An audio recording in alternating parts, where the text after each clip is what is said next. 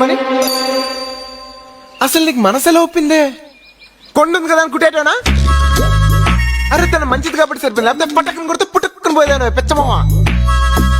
పాపం ఏదో ప్రాబ్లమ్స్ లో ఉంది కదా అని మన ఊరు తీసుకొస్తే గెస్ట్ ని జాగ్రత్తగా చూసుకోవాలన్న మినిమం కామన్ సెన్స్ లేదు. ఇడియట్.